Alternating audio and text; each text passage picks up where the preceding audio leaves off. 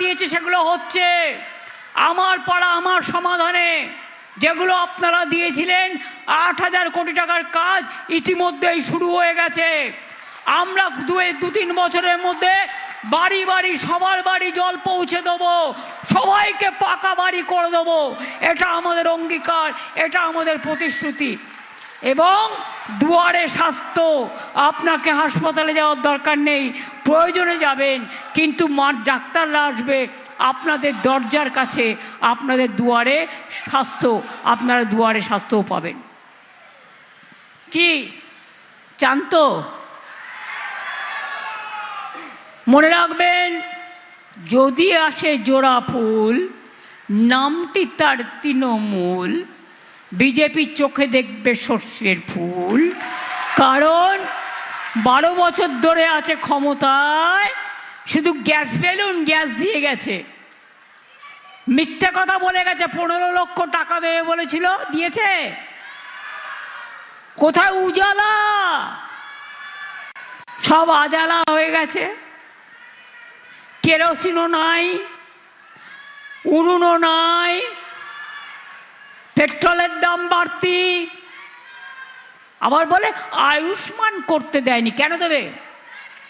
একটা smart card থাকলে পাবেন না, একটা স্কুটি থাকলে পাবেন না, একটা টিভি থাকলে পাবেন না। আর আমাদের স্বাস্থ্যসাথী সবার জন্য, আমাদের সব কিচ্ছু নেই।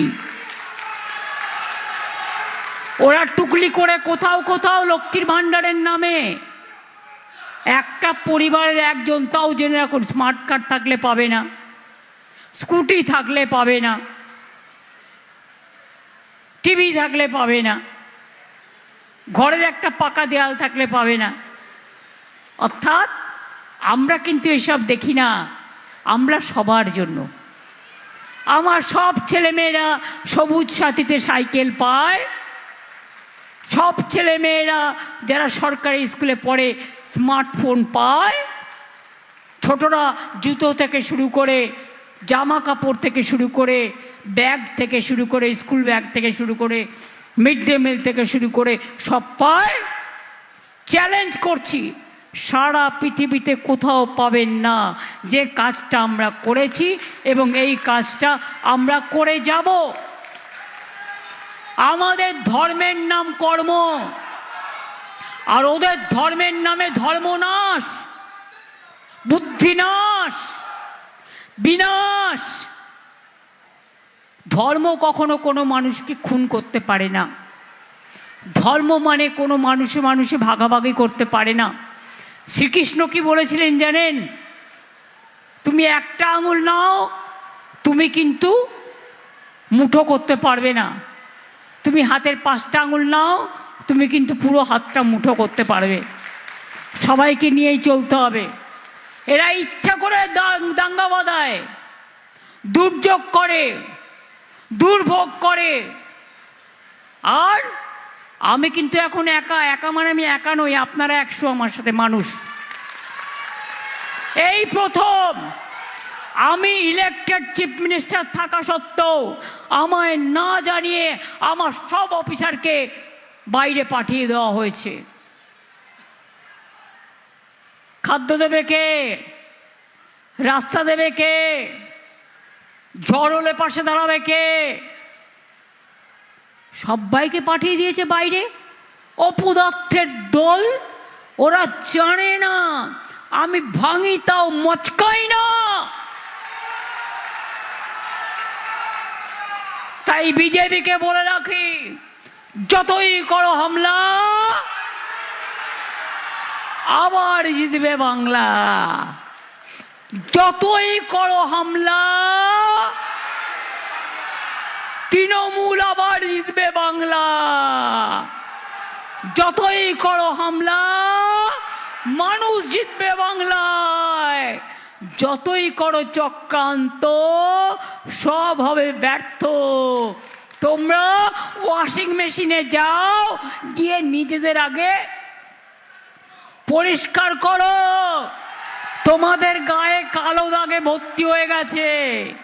তোমরা অন্যদের চোর বলো, নিজেরা তো ডাকাত। লুঠেরা, ঝুটেরা, স্বৈরাচারীরা গণতন্ত্র হত্যা করেছ, কুৎসা তাণ্ডব চলছে, মধ্যরাতে তাণ্ডব করো প্রতিদিন। নতুন করে প্রমাণ দিতে হবে এসআইআর লাইন দিয়ে আমি নাগরিক কি আমি নাগরিক নই। এর বদলা একটা করে ভোট, এর বদলা একটা করে ভোট। আর মনে রাখবেন, আমি সেন্ট্রাল ফোর্সকে রেসপেক্ট করি, কিন্তু আমি দেখেছি কাল বাঁকুড়ায় বিজেপির ফ্ল্যাগ নিয়ে যাচ্ছে। কোনোদিন যা হয়নি কমপ্লেন হয়েছে। মা বোনেদের একটা দায়িত্ব দিয়ে যাচ্ছি, ছাত্র যৌবন পাহারা দেবে ইলেকট্রনিক মেশিন, ভোট মেশিন এবং ইলেকশন বুথ। আর মা বোনেরা কি করবে?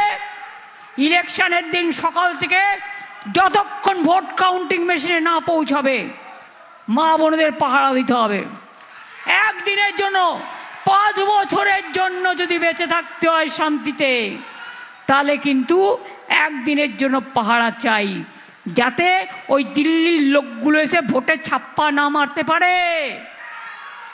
আর যদি ভয় দেখায়, মা বোনেরা ঘরে যা আছে তাই নিয়ে বেরোন। আপনারা তো রান্না বান্না করেন, আমার আর বলার প্রয়োজন নেই। আর হচ্ছে কাউন্টিংয়ের দিন ওরা সন্ধে করে দেবে, নিজেরা উল্টো পাল্টা বলবে, ওদের কথায় বিশ্বাস করবেন না। আমি অঙ্কটা বলে যাই, কাউন্টিং হচ্ছে কবে? তারিখটা 4 মে। 1, 2, 3, 4 বিজেপির হবে হার।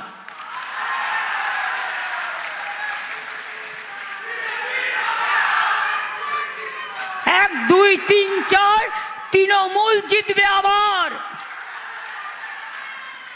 1, 2, 3, 4 বাংলা দখল করে দিল্লি দখল করব। মনে রাখবেন, বাংলাই পারে, আর কেউ পারে না।